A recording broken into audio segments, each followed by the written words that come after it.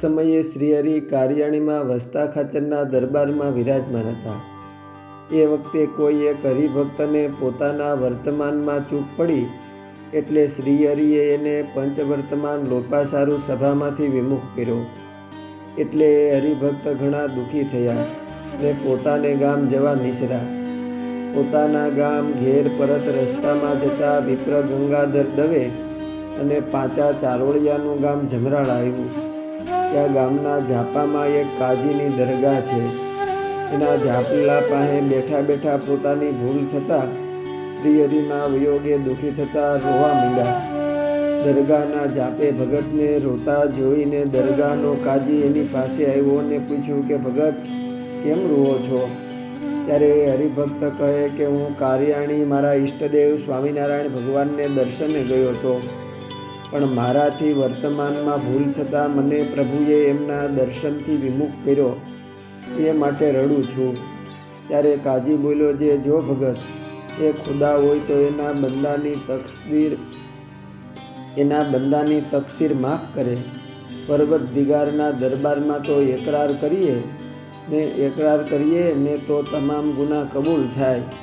માટે હાલ હું તારી હારે આવું, હું એમને તારાવતી વાત કરીશ।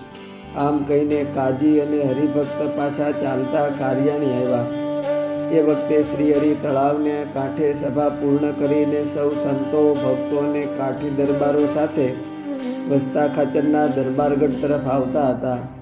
ત્યાં કારિયાણી ગામના ઝાપા પાસે આવીને શ્રીહરિ સન્મુખ બે ઊભા રહ્યા। કાજીએ શ્રીહરિને ઉદ્દેશીને કહ્યું કે સ્વામિનારાયણ ઊભા રહો, મારે તમને એક વાત પૂછવી છે। ત્યારે શ્રીજી મહારાજ કહે, જે વાત પૂછવી હોય એ પૂછવા તમે દરબારગઢમાં આવજો। તેમ સુણી એ કાજી ત્યાંથી સૌ સાથે દરબારગઢમાં આવીને શ્રીહરિને માથું નમાવીને બોલ્યો છે, સ્વામિનારાયણ તમે ખુદા કે નહીં? ત્યારે શ્રીહરિ અંતર્યામીપણે હસીને બોલ્યા, જે કાજી સાહેબ, હા અમે ખુદા છીએ, બોલો તમને શું પ્રશ્ન થયો? ત્યારે કાજી બોલ્યો કે ખુદા હોય એ તો બંદાના ગુનાહ કે તકસીરને માફ કરે, તમે કેમ આના ગુનાને માફ ન કર્યો?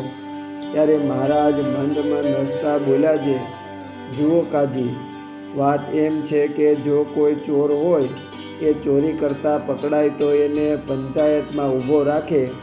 ત્યારે એ ન્યાયના કરનારા ન્યાયાધીશ જે હોય એ પૂછે કે આણે ચોરી પ્રથમ વખત કરી કે આણે પહેલાં પર ચોરી કરેલી છે। ત્યારે ચોપડાઓ તપાસતા જો માલુમ પડે કે ગુનેગારે અગાઉ પણ ચોરીઓ કરેલ છે તો એને ન્યાયાધીશ હોય એ અગાઉ જે ગુનો માફી આપીને છોડી મૂકેલો એ પણ હારે હારે દંડ કરીને બમણો દંડ કરે, એમ એને બંને ગુનાની સજા બેવડી એકારે ભોગવવી પડે।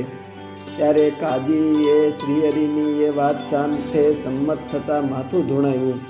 એટલે શ્રીહરિ ફરીને બોલ્યા છે, જ્યારે જીવ અમારા શરણે આવે ત્યારે અમે એને વર્તમાન ધારણ કરાવીએ ત્યારે અનંત જન્મના જીવના પાપ કર્મ જે કાંઈ હોય એ સંકલ્પ લઈને મુકાવીએ છીએ અને એ જીવના તમામ પાપ કર્મ નાશ પામે છે।